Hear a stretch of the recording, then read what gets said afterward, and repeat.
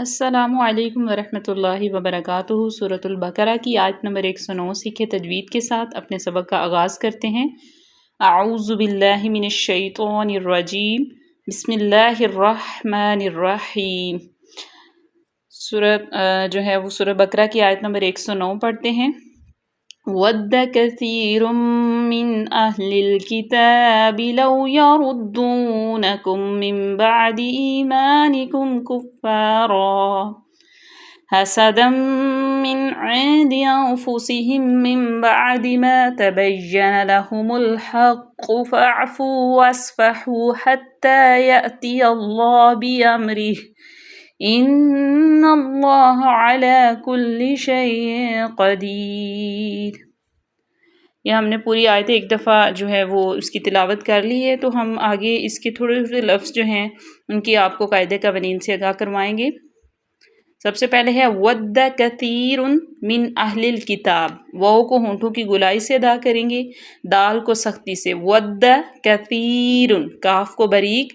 تا کو نرمی سے، یا مدہ رن، دو الٹے پیش کے بعد میم آ گیا تو یہاں پہ ادغام کا قاعدہ لاگو ہوگا۔ کثیرم، یہاں پہ غنہ کریں گے۔ من اہل، اب نون ساکن کے بعد حمزہ آ گیا تو یہاں پہ اظہار ہوگا من اہل الکتاب۔ ود کثیر من اہل الکتاب، یعنی کہ اہل الکتاب، کاف کو باریک، تا کے اوپر کھڑی زبر، با پہ اگر ہم وقف کریں گے تو با کے نیچے سے زیر ختم کر دیں گے، نہیں تو من اہل الکتاب۔ ود کثیر من اہل الکتاب،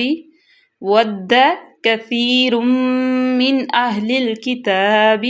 اسی طرح آپ نے اس کو روانگی کے ساتھ پڑھنا ہے، اور اس میں جو قاعدے قوانین لاگو ہو رہے ہیں اس پہ عمل کرتے ہوئے پڑھنا ہے، تو آپ اچھے طریقے سے پڑھیں گے۔ نیکسٹ ہے لو یردونکم من بعد، لام زبر واو لاؤ، واو لین، یردو، یا باریک،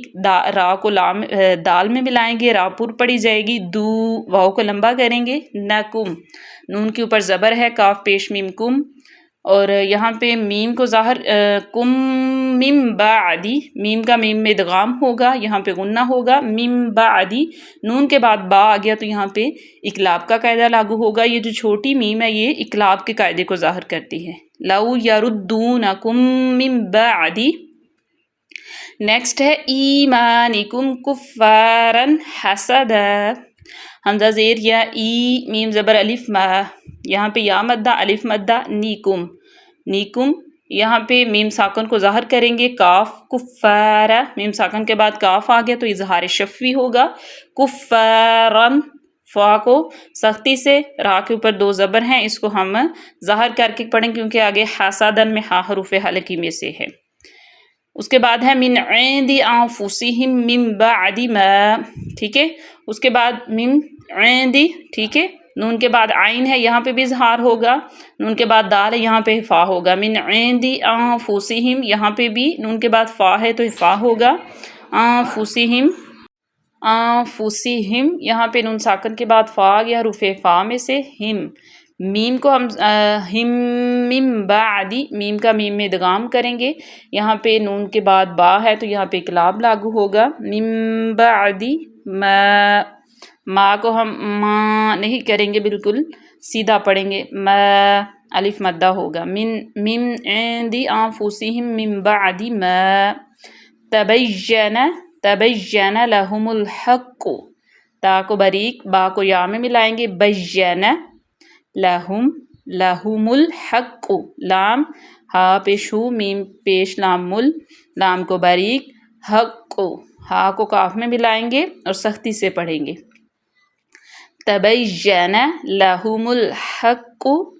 اسی طرح ہی ہم جو ہے وہ تجوید کے ساتھ ساری سٹیپ بائی سٹیپ جو ہے وہ آیت میں دو دو تین تین لفظ جو ہے وہ ہم آپ کے ساتھ شیئر کر رہے ہیں،